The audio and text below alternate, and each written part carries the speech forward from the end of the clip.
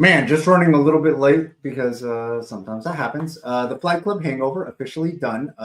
Shout out to everybody again. Wanted to show love.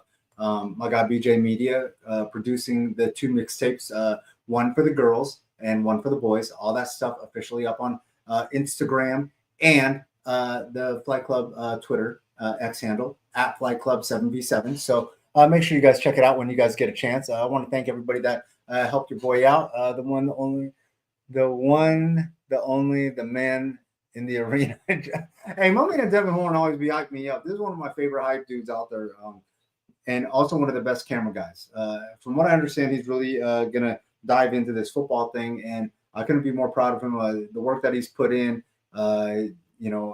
he's gonna be great. So make sure that you guys mess with him. Timeout Dev. I think it's like time. I want to say it's like time out, but like there's like an X in there somewhere. Dev. Make sure that you guys show love. This is one of the good camera dudes that we got out there. If you guys get a chance, if you guys are fortunate enough to be blessed by jumping in one of his videos, he does some great work. Also, there's a lot of good camera guys out there. My guy JJ Digos might be the only baseball camera guy out there, so I want to show love to him. I know my guy Ball Dogs AC, my official camera guy. If you see him in a gym and you can dunk on him, let me know. Put it on social media and let me know. Tag me in it so I can put that out there. But I don't know if anybody can dunk on my camera. He's a hooper. So there's that. Also, like the photographer guys, the Andy Silvases, like the Gotographer, right? The Ariana Granis, the K Visuals, who's I know branching out, doing a lot of stuff with like pro athletes, Ricky Pearsall, Cam Scattaboo, just to name a few. Roy Lopez. He's got a growing list of professional clients that he's working with. So like if you're fortunate enough to be able to get in on one of his like photo sessions or videos, make sure that you guys show him love. Oh yeah, my guy Blaine, B Lane. It's actually B Lane, but it's Blaine Shot That. So just to make it simple, B Lane Shot That. Adam Beatles definitely do. Pete No has been out there working. And there's a whole bunch of those dudes like from West Side Sports, I think it's called. Make sure that you guys make sure you guys give them love. I don't know what's going on with the new credentialing situation. I personally love it. Listen, they're doing background checks, fingerprints, or whatever they're doing to try to clean up the sidelines a little bit. So shout out to the AIA, shout out to Mr. Dean, Polanski, all those guys trying to make a concentrated effort to clean up the sidelines or whatever, however they're trying. There's been some weirdness over the past like decade with people on the sidelines, and they want to make sure that it's a safe place for kids and things like that. So shout out to them for that. And hopefully we continue to have the BJ Medias and all those guys out there. I know BJ Media's got his media days going on, so make sure that you guys support, get out there, make sure you retweet everything and show love. I'm gonna let my boy Dev put this out here. Boom, boom, boom. Devin Horn, shout out JJAC, my guy Ball Dogs AC, Pete No, K Visuals, Blaine, B Lane, blah blah blah, so on and so forth. I need cameraman and editors. AJ Green ready to push, raising champions, but I gotta have my own production crew. Hey, well, there it is. Stints, look, you can try to reach out to Devin Horn and try to get with his circle, because I'm not sure. Devin's got something brewing. One of the many Devins in this community that's got something brewing. So he may not be able to quite work with. I just want to say that he's going to be doing something, and I'm not sure if he's going to be able to dedicate the time to the high school community as much. But we'll see. Maybe I'm wrong. You never know. So there's that. But part of the Flight Club hangover, real quick, and this is something that I'm going to post here probably later tonight. I've been holding on to this for a minute, but the official Flight Club graphic for the Team Blair versus Team Chili, and we all heard it first. Like Gridiron already said that he's picking Team Chili to win, and he knows he's a numbers guy. So I think that this is like academic over here. Listen, I think highly of Blair's football IQ, his genius, his ability to project. But all I'm projecting is a Team Chili victory today, 5 years from now, 7 years from now, whenever he wants to play this mythical game. I think that this is a Team Chili victory all the way. Also, I want to show love to everybody that all the players on the team, and some of the players that were like snubbed, because there were some that were absolutely 100 percentile snubbed, and I heard about it in my DMs and my messages. Holy smokes! That's the most messages that I've ever got on like players that were snubbed from anything. And I've done all Flight Club teams before. Shout out to Burrito Express, AALL.net, Recruit ID, Henry Brown, GMC.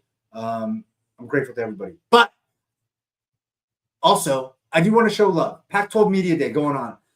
And I heard Sam Levitt talking about, his goals for the season, as they should be: win that Heisman, get that natty. So I'm fully expecting that they're going to have fun outworking everybody in the country, because that's the Dillingham way.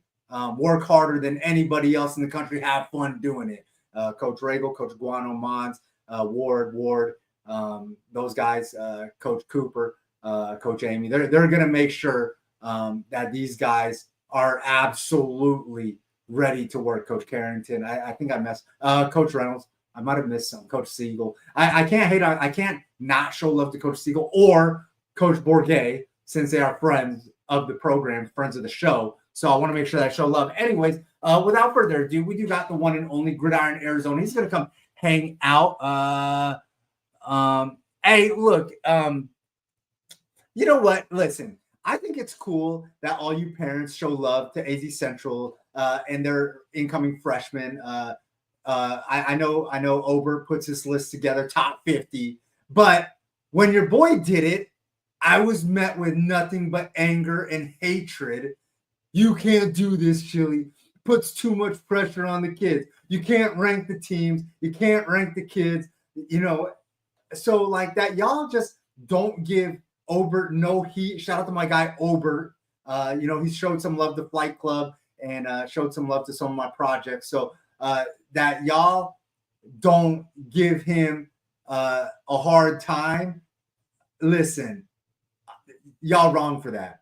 Hate on Chili, but show love to Obert. So there's that. So nobody's sliding in Obert's DMs about putting too much pressure on the kids out the gates. But when it's me, I guess because everybody got that easy access to me, since I'm always on every sideline on a Wednesday actually watching the kids. But it's cool.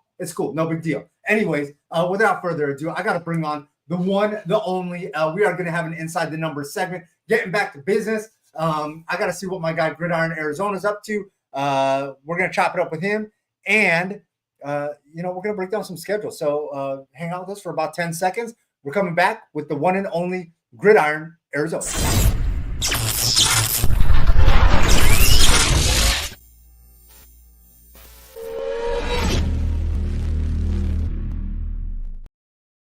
Hey, there it is. Hey, man. Hey, listen. Can you explain? Hold on. Okay. Can you explain this to me? Listen, this is no shade on Obert. I appreciate hold on. I got to get this off my chest real quick. I think this means happy in sign language.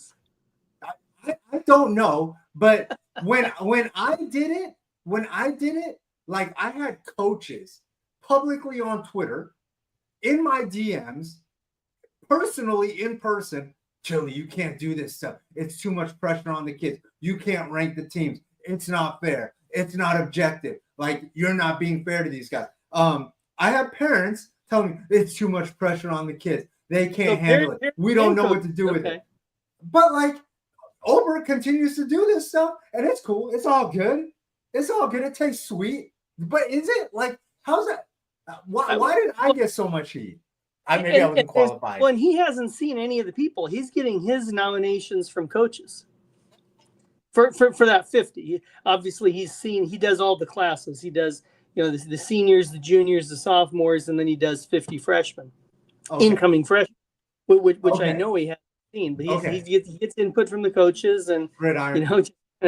Sees what sticks and getting hits. That's what it does.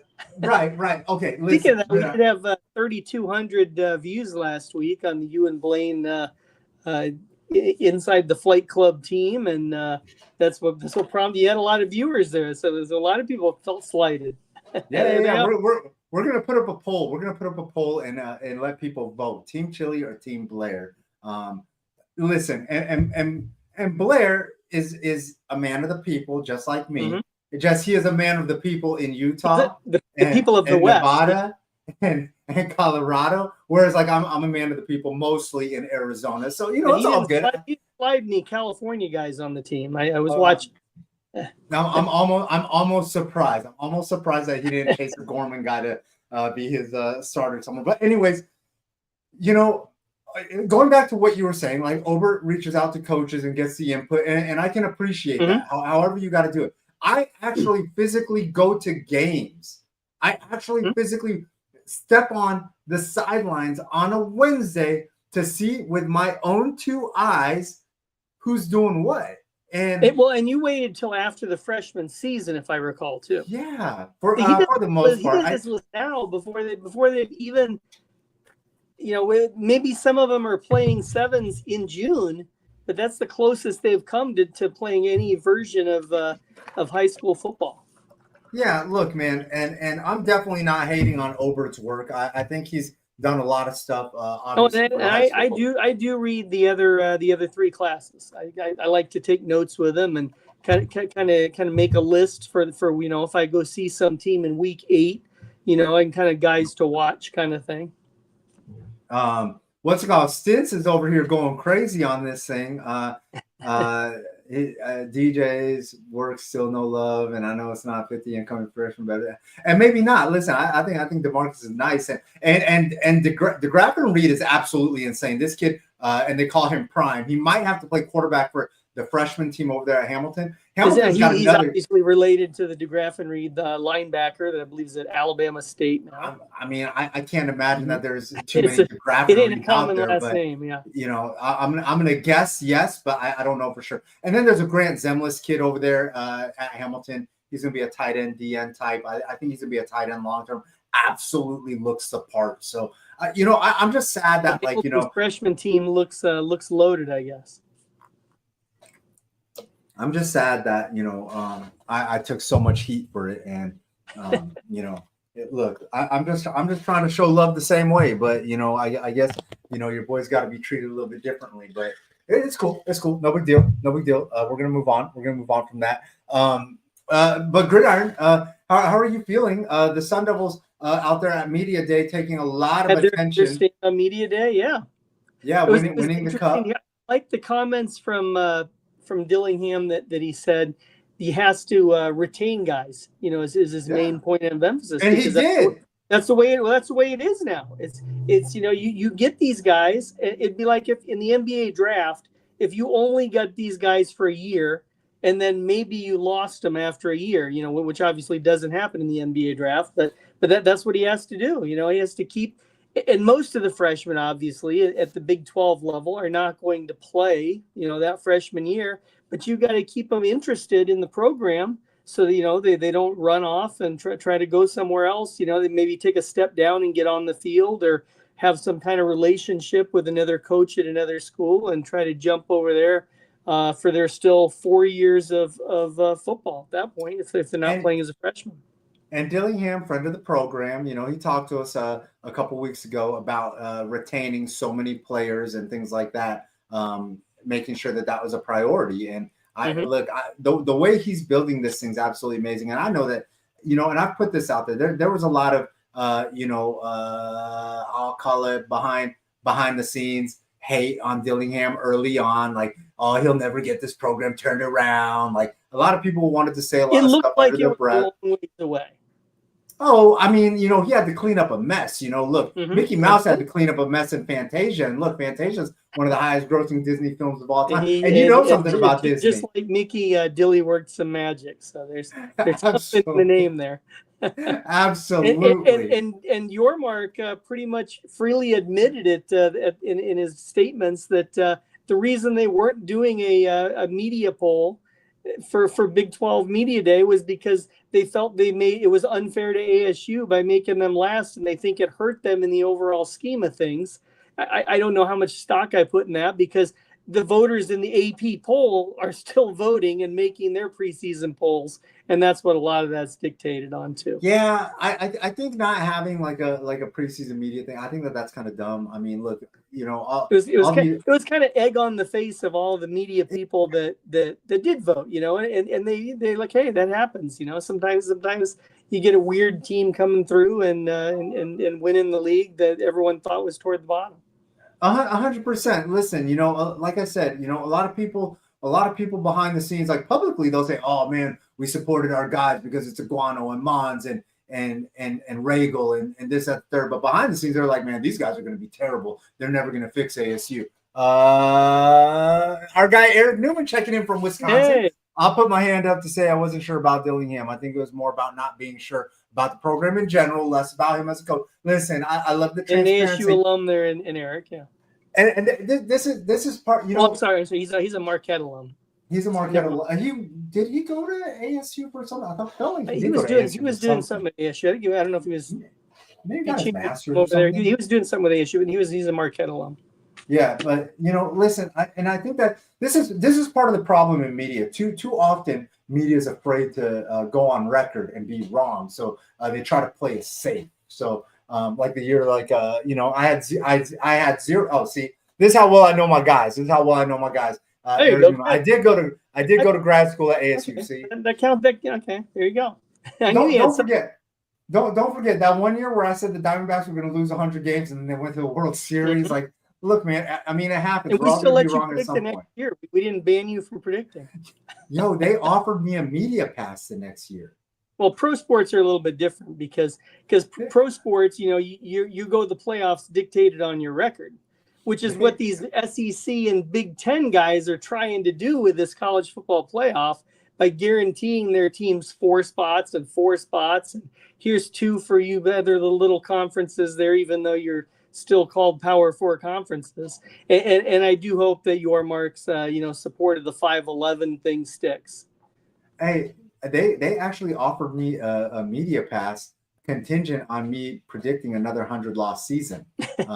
But I didn't take the media pass, and I didn't project another 100-loss season. Okay, before we get to inside the numbers, Stint one last time. I'm a USC fan, but if one of my sons gets a golden ticket, we're taking it. I love Dillingham. And what's not to love about Dillingham? The amazing job that he's done over there. Like the way he's cleaned that mess up, the way he holds everybody accountable, including himself. I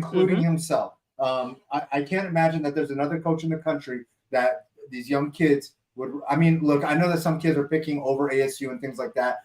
We saw Devin Fitzgerald obviously take Notre Dame, but there's a million things that go into decisions like that.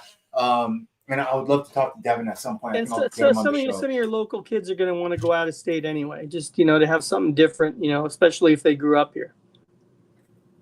They have to. Look, this is a grown-up decision. This is a big decision for everybody. And keep in mind that when they were growing up, ASU wasn't very good. So it's, and maybe if this run sustains for a while, you know, then the guys 6-8 years from now that grew up with ASU being a really good team, you know, they might have different, vibes as far as considering going out of state.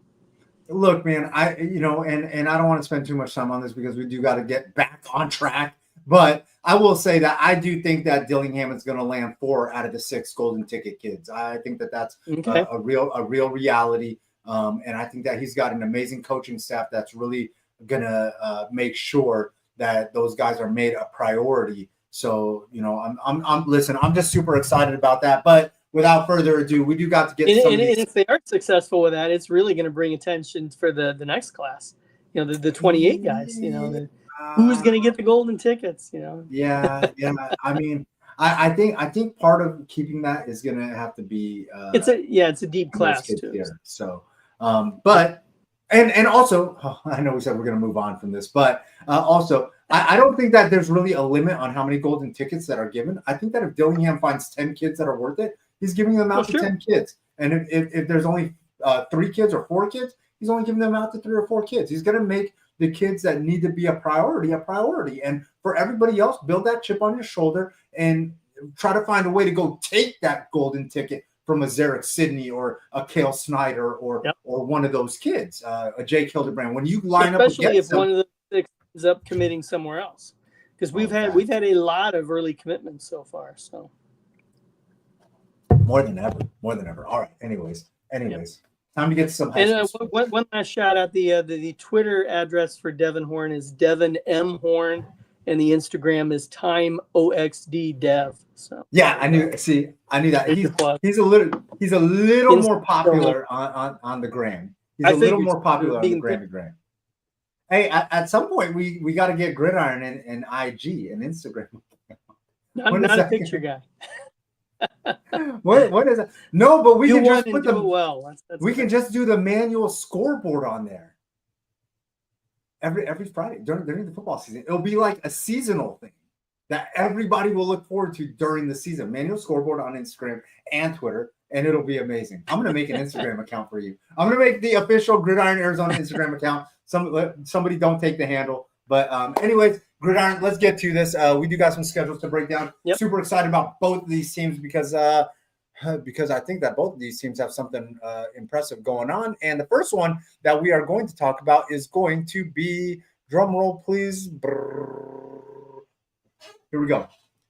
I think that this team right here, Eastmark, if you can see it, obviously my guy Gridiron took the max prep schedule because Eastmark doesn't have something I could not find a schedule on Twitter. It's probably on Instagram. I could not find a schedule on Twitter for them, so I had to do the screenshot from the Max Preps thing. Fortunately, there's exactly 10 games, and it fit right on the thing to put in a one screen picture. Yeah, hey, and this is a solid schedule to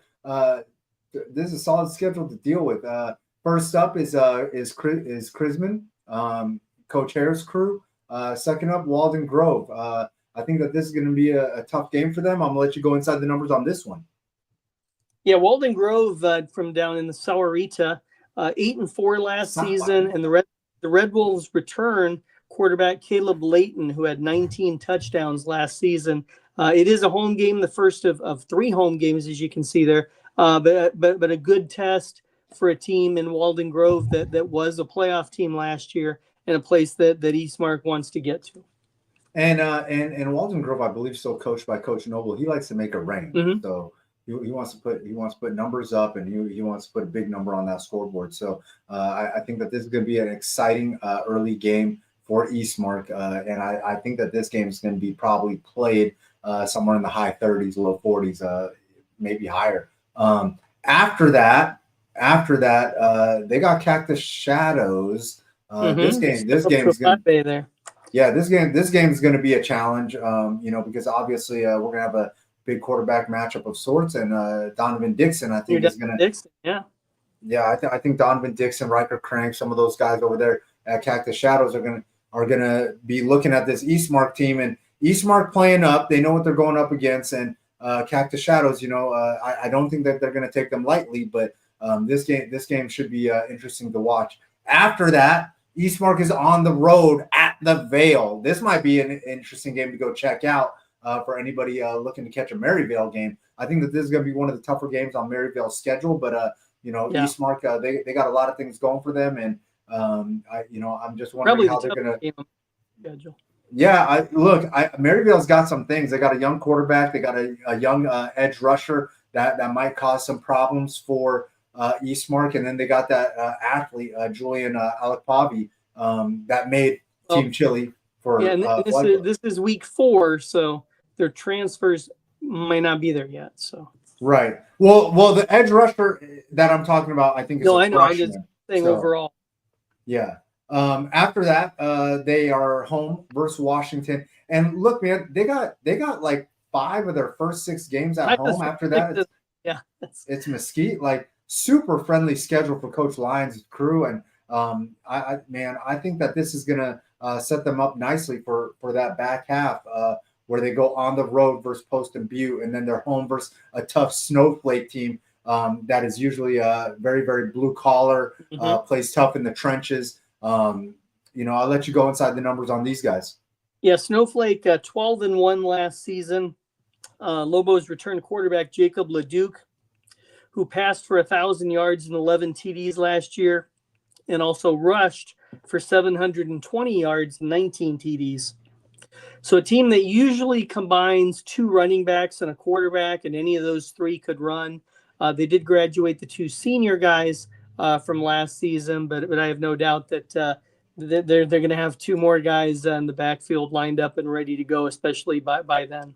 I'm sure. After that, two games on the road, one of them versus Arcadia, and Zach Smith, that quarterback over there. I absolutely love him. I've had the opportunity to watch him work a couple times. Got to watch him work versus ACP in that playoff game.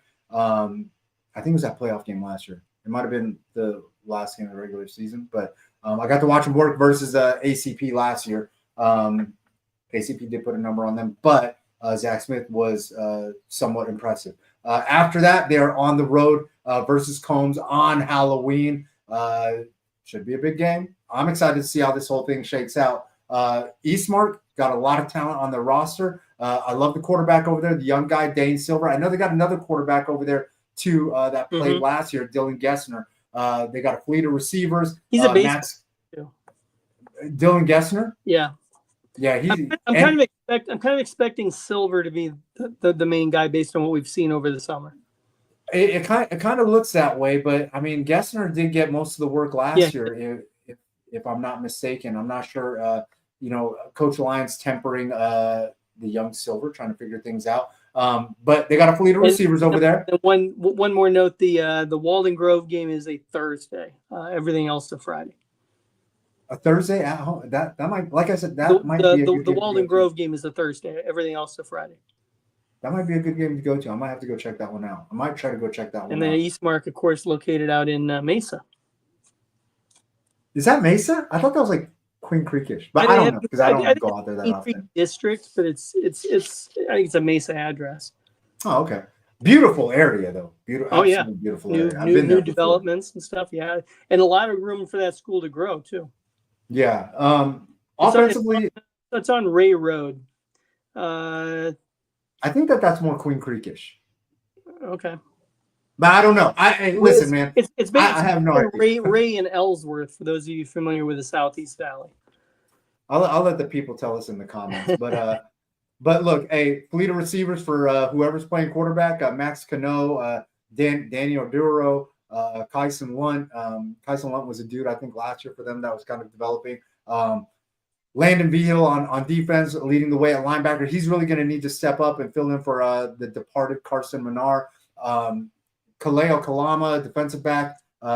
Jackson Hawkins and Isaac Meldish. I don't know if I'm pronouncing these names right. If I'm not pronouncing them right, always just let me know because I want to make sure I get those things right.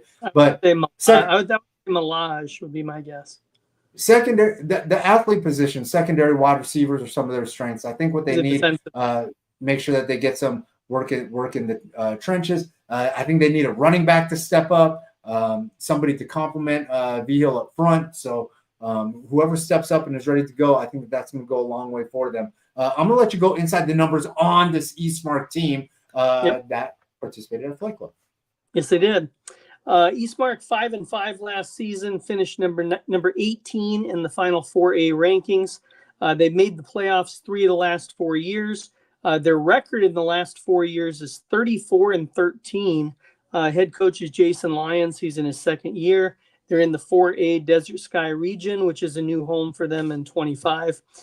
Quarterback, we're looking at Dane Silver, sophomore. He played in 1 varsity game last year.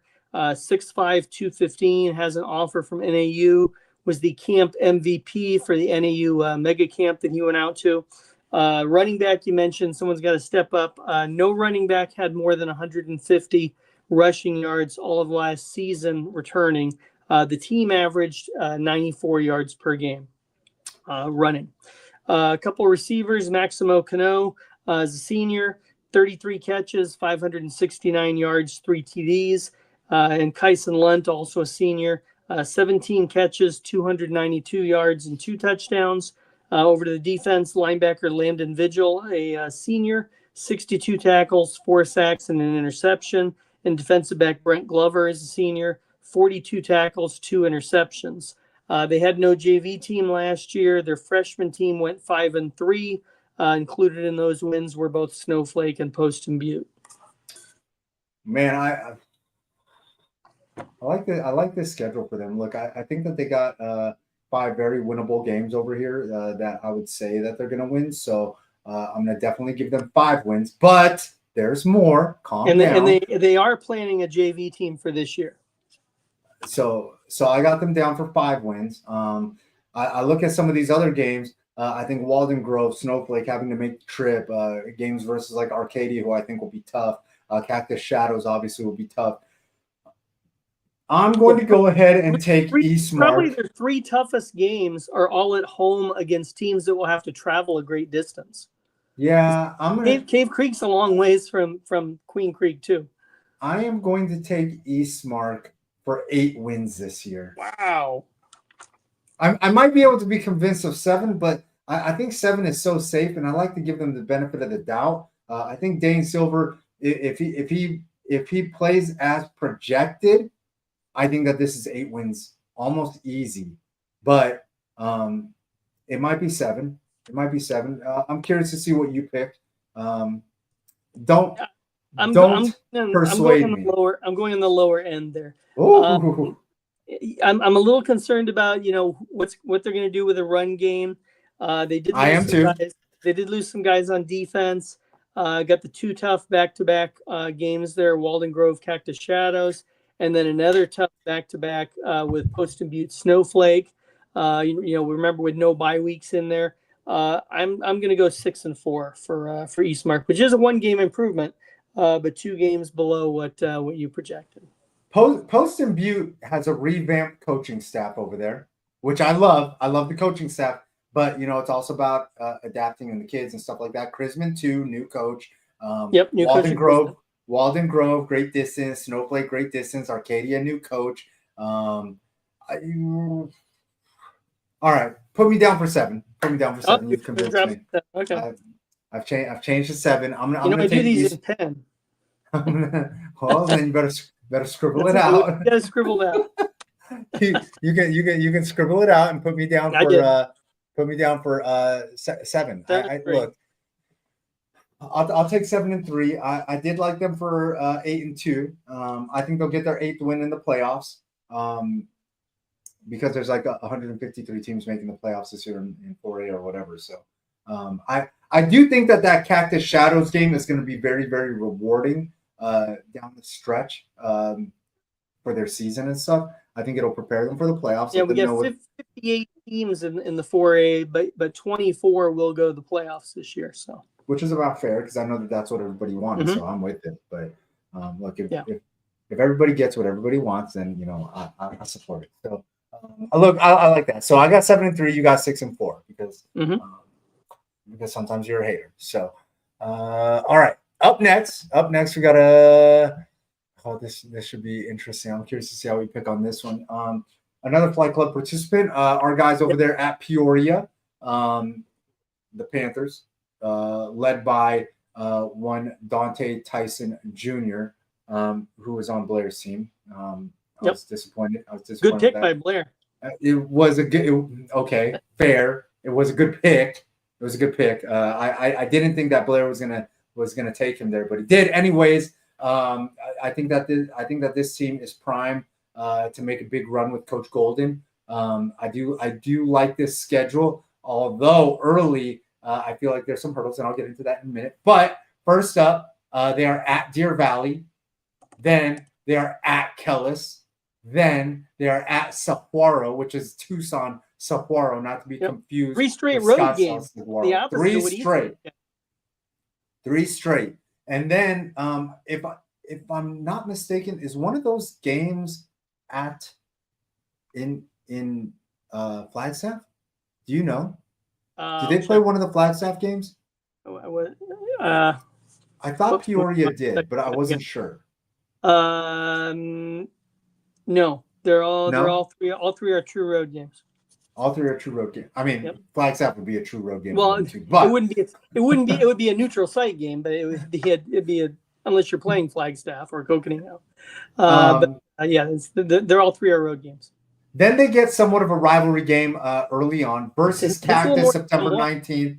I will let you go inside the numbers on this huge matchup who with a quarterback, Luke Berlin, that I absolutely love. Luke Berlin versus Dom Kramer, and then also super talented ball player over there at Cactus, one, I believe it's Robert Bell Jr. Yeah, they'll host Cactus in the rivalry game. This will be their first home game of the season.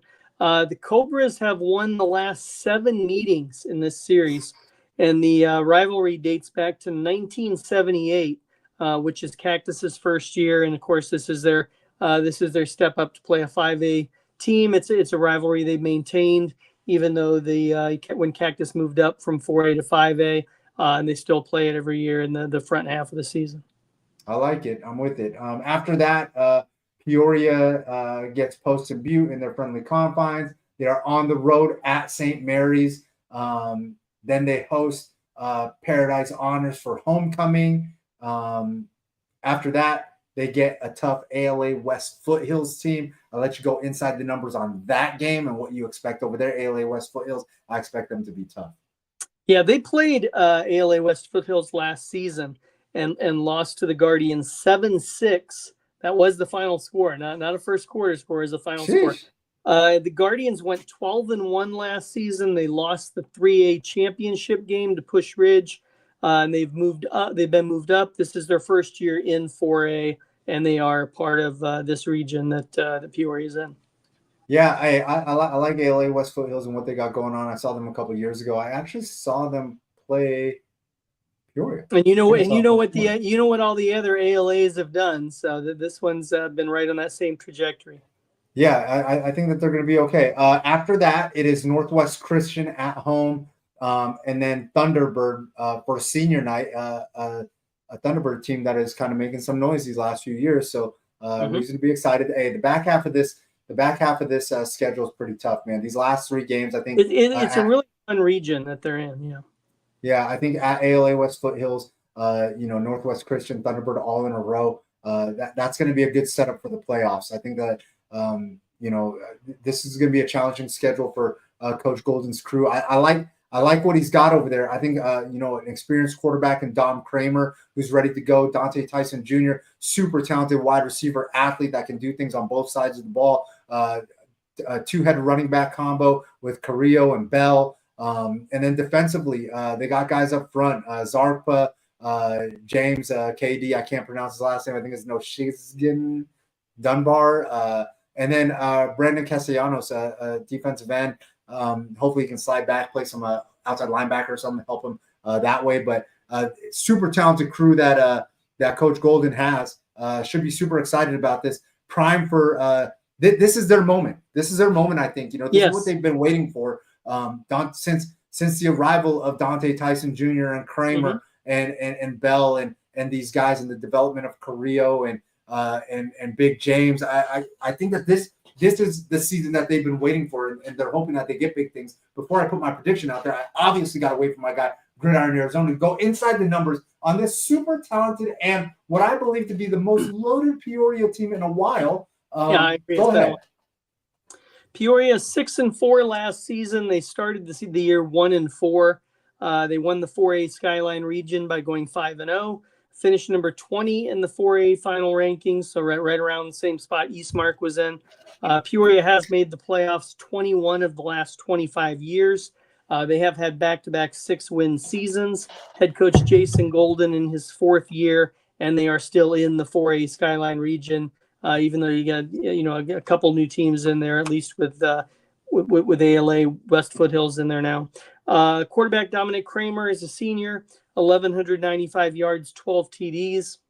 The 2 running backs, Christian Carrillo, senior, 838 yards, 6 TDs last year.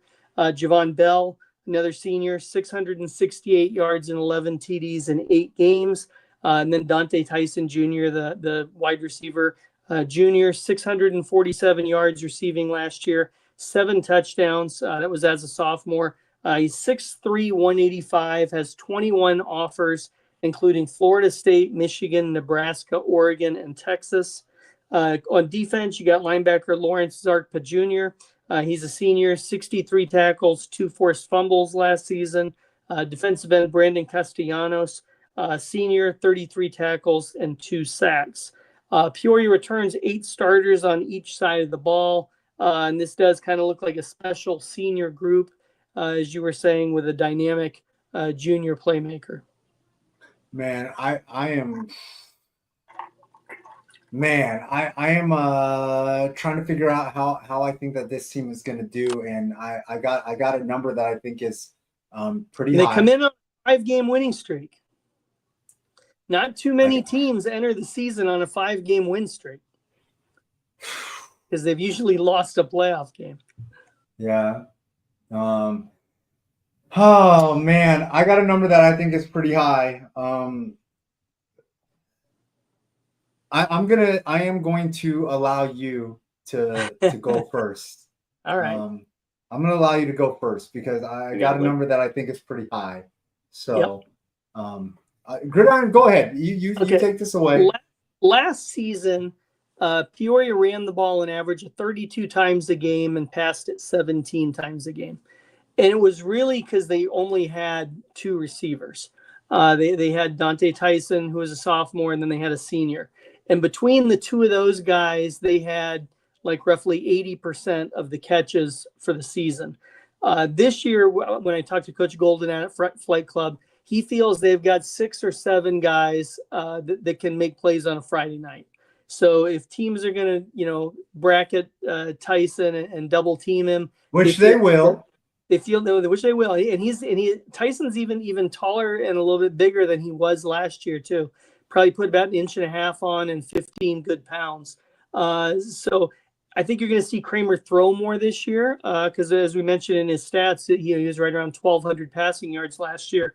So about 120 yards a game because they were only throwing 17 times a game. But I think this is that special combination for a 4A school with a 4A enrollment. That this is kind of the special class they were waiting for, with all these guys seniors at the same time. The quarterback, the 2 running backs, and the superstar receiver who is a junior, not a senior, but certainly ready to come into his own and have that breakthrough year. Statistically, I am going to go 9-1 for Peoria. All right. So me and Gridiron see this the same way. I don't know that we see their one loss the same way, but I will say we do see this the same way. I am also going to take them to go 9-1. Mm-hmm. I think that when you have somebody like Dante Tyson Jr. that is capable of taking the game over anytime that he's on the field, I think that that's something that needs to be recognized. I don't know the last time, and I'm sure that's probably happened last 3 or 4 years or whatever, but I just don't know the last time that we had somebody that level in the 4A. I think that we have to go to those Saguaro teams. You have to go to Christian Kirk or something because Christian Kirk's entire career was in the 4A. It was before the Open and before Saguaro started getting moved up. One stat we didn't mention with Dante Tyson is his kick returns. He averaged 30 yards per kick return last season, had a long of 46, and the year before that, his freshman year on varsity, averaged 37 yards per kick return and had a long of 64 yards. So he can be dangerous in that aspect as well. Yeah, and he also returns punts. His career punt return average is 24 yards a game. I'm really hoping that for a punt returner. I am really hoping that Dante Tyson will be opportunistic and really take the challenge of stepping on the field on defense, whether situationally or more consistently as really a safety or sorts. His first 2 years, right? He's really focused on being a receiver, but I think that he could be absolutely special. I brought this up last week. I had Coach Bea Rasul from the Raiders show up to Flight Club, and he took one look at Dante Tyson and said, "Holy smokes, he looks draftable now." I was like, "What?" He was, he's like, he was he's like, impressive in size. Yeah, I saw Peoria. he's like, that's a good looking kid. That's a kid right there. And I was He's like, got yeah, 2 years of high school football still. So yeah. So he's definitely he's he has special. played in all 21 Peoria games on varsity his first 2 years there, freshman and sophomore, full season. Yeah, no, he's special. He's definitely special. So I think that if he embraces the challenges of playing both ways and being given the opportunity to take over the games that way, I think that this team will go 9-1 and will scare some teams in the playoffs and maybe push to the Final Four. I don't know. It's a deep playoff field, but I don't know. I think anytime. I think they can certainly be a top 8 seed, which would give them the bye week. Is Gridiron? Is it fair to say? Is it fair to say that anytime Dante Tyson steps on a field, he should be the best player on it? Yes, I would, because he plays in the 4A. I would say yes. Right. He's going to encounter too many other opponents that have players that have 20+ offers. And I mean, but the curse of that is because of that, he is going to have the biggest target on his back. Which is why it's important for Peoria to have all these other receivers, to go to, and the run game to go to, which is kind of what they did last year. Was they relied on the run game a lot more. All right, so me and you both got Peoria for 9-1. And you put those two backs together into one guy, that would be 1,500 yards and 17 TDs. That's crazy. Sheesh. If one of them was the one back offense, that's kind of what they would have had. Hey, and you said that Peoria was only throwing the ball 17 times a game. I think that this year they're going to be throwing 20 to 25, maybe more. And they are not going to give up the run either, because I know that Coach Golden absolutely loves Bell and Carrillo. He's going to feed the beast, but he's going to try to open that offense up. And if he has to force it to Tyson a little bit, he might, but not irresponsibly. So if the other team is load the box, he'll make them pay. Yeah, as he should. And I don't know how you load the box and bracket Tyson. I mean, somebody's gonna kill you. Somebody's gonna kill you. Kramer's too good to not eat that opportunity. So. So there's that. With that being said, we both got this Peoria team going 9-1. Which so I'm no longer a hater now. No, you're definitely not. I mean, I was gonna say 9-1. I was gonna say 9-1, but I was like, dude, I don't want to be doing Gridiron like that, where I'm gonna say 9-1 and then he's gonna pick them to win 5 games like we did with Mountain Point, right? Like, I don't need more of that. Did you talk to Mountain Point out at Flight Club by any chance? Did they run up on you? Kramer has started each of the last 2 seasons as well for Peoria. He's a dog. This will be his 3rd year as a starter. Yeah. Yeah, he's an absolute dog. Actually, he played. It looks like he played. He came up about halfway through the freshman year, so he's actually got 2.5 years of varsity starting experience. Yeah, he's a player. The kid can definitely sling. He can definitely do his thing. What's it called?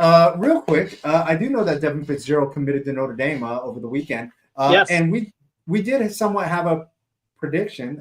Do you have the notes on that by any chance? I don't have the notes, but I want to say I said Stanford. You did. You said Stanford, and you were on with Beetle, and I think Beetle gave a prediction too. Beetle did give a prediction. I chose UCLA. I don't remember what they were. Did you say Notre Dame? No, I said UCLA or Notre Dame. I think I said UCLA or Notre Dame. And I don't recall what you guys said. I knew I said Stanford. Neither one of you two did. And I think Beetle said Notre Dame or like UNC or something like that. Or Clemson. I can't think he remember. might have said North Carolina with the whole Belichick. Yeah. I think he was buying into Chapel Bill. So someone's got to go find tape. Yeah. I think he was buying into Chapel Bill and possibly Clemson, but I can't remember. We'll get Beetle back on the show one of these days to And break then that thing the down. self plug Sports 360 AZ have the article up on Flight I Club, and saw that. I talked to like 9 of the different coaches, and plus we have a whole bunch on Basha because I saw the Rising Stars guys and I saw the varsity guys, and they won the big man and they won both MVPs and they won the 7-on-7. So we got lots of stuff on Basha, plus right. eight of the teams that were there. All right. If there's a Flight Club next year, I do have requests. The girls, they would like a gridiron appearance, and the Well, I Rising can Stars. guarantee I will not be in Asia the night before the girls next year, so I might be able to go the next time. and the girls would also like some fall gridiron appearances too. So That's probably I don't know how we make any of that happen. If they wanted that. Oh man! And then also the young guys, they would like an early gridiron appearance on their Monday event. So Nope, you got to make it up to varsity. Chili will watch his freshman. You got to wait for varsity for the gridiron coverage. Oh man, dang, that's brutal. That's brutal. That's super hurtful. But you did put a great article together. I am curious. I'm curious. Listen, Flight Club is a long day. It's approximately about 7 hours. It's about 7 hours. But you don't really think about that.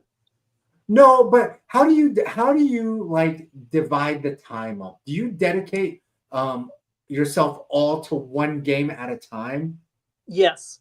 What I do is for the way it was working out was the pool play games were basically going until about 6:30, 6:45. Okay. And then the big man was starting at 6:40. And since I didn't get there as early as Beetle did there at 11 a.m. to set up and stuff. So I didn't get as sunburned as him. I think I was pulling in the parking lot at like 3:45. So I was getting there right before it was starting. And I had pre-picked out 6 games for the pool play to see on 6 different fields. So I saw 12 different teams in there. I was kind of putting the emphasis on the Rising Stars guys, seeing a few of those, even though they weren't varsity yet. And so I saw those, and when you're in there, I mean, the game kind of goes quick, because I'm trying to take some pictures and trying to take. Sometimes they work a little video in there. When you try to take a picture on your cell phone and it's the middle of the day and it's 107 degrees, you can't even see the picture in your camera that you're taking on a cell phone. So you just kind of click it and hope that it came out, and then you can look at it later. And so I was kind of tweeting out an update of what happened in each game. I was talking to the winning coach from each of those 6 games. And by the time you talk to the winning coach at the end of the game, the next set of games is now beginning. So I got to hustle over to whatever field I'm going to for that one. And then the game is usually just started for that one. So it's, it's go, go, go, go, go. And then at the end of the 6th game, I had time to walk back to my car, and I had a couple Gatorades in a cooler in there. And then I was able to sit in there in the air conditioning and catch up fill in the bracket that I had drawn out, and take the quick picture of that there in the car, and then go back out. And then I grabbed a couple slices of pizza from the food truck there, and went out and watched the big man.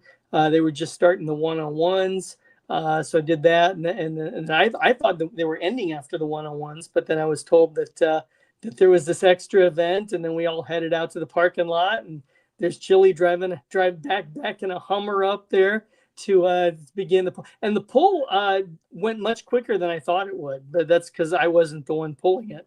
There'd be a little bit of a struggle because there were only 2 guys pulling this Hummer. I have no idea what the weight of that thing was, but 10,000 pounds. How many pounds? 10,000 pounds. We put some weights in the back to make sure that it got to 10,000. It's about, I think it's about 9,300. Once you got it rolling, after the first 6 seconds, it went pretty quick. And fortunately, no idiots tried to pull out of the parking lot in the middle of that. A lot of the guys the college guys that were helping out there, we're kind of standing on the edge, just to making sure, no one was about to pull out or something, get in the way of it. Yeah.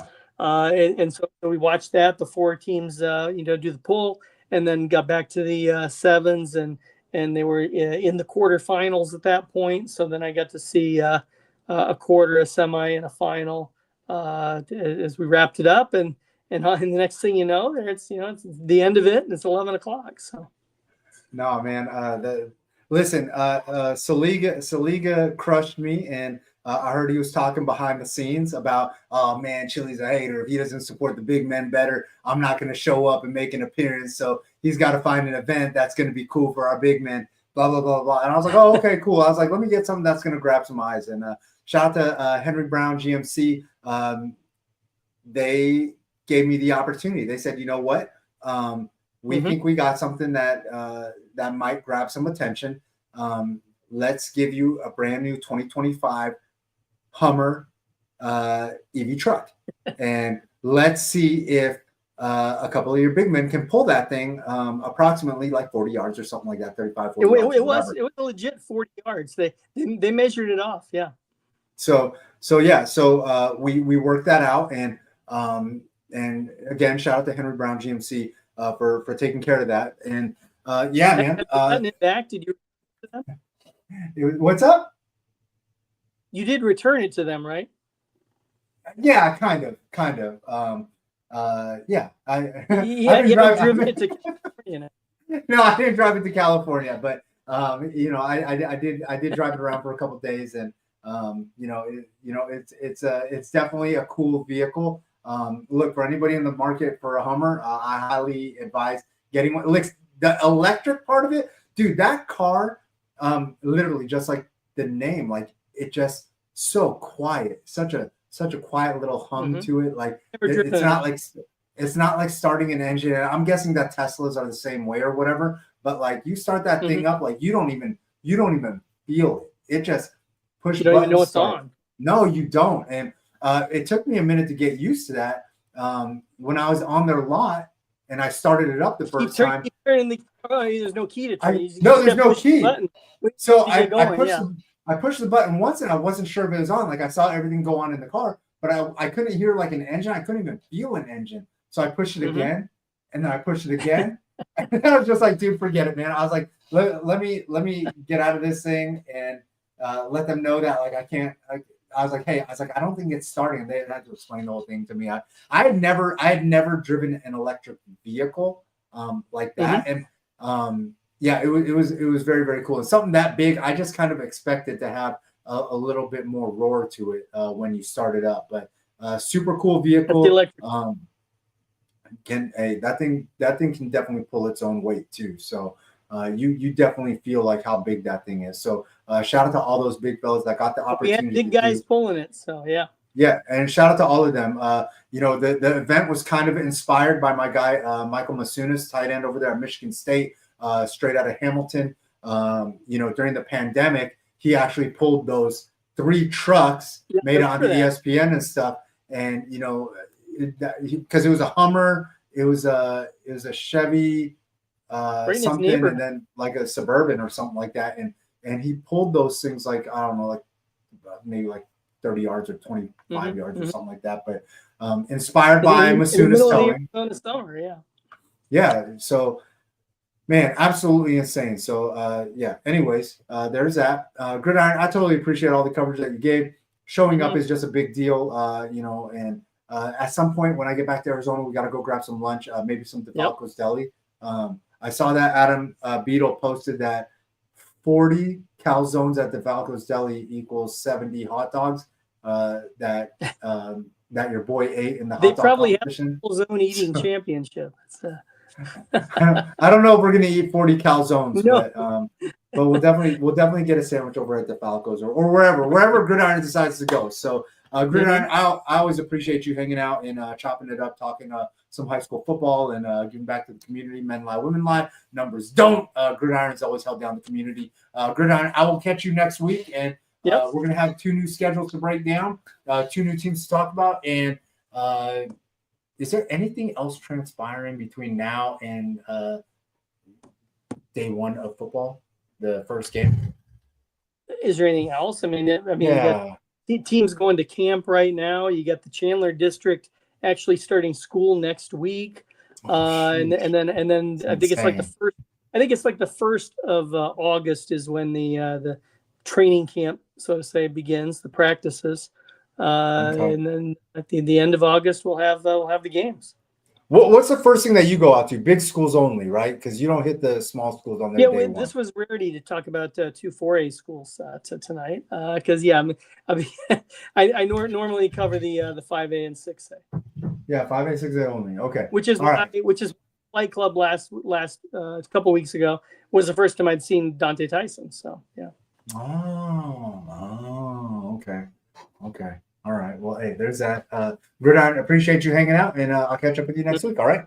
All right. Thanks.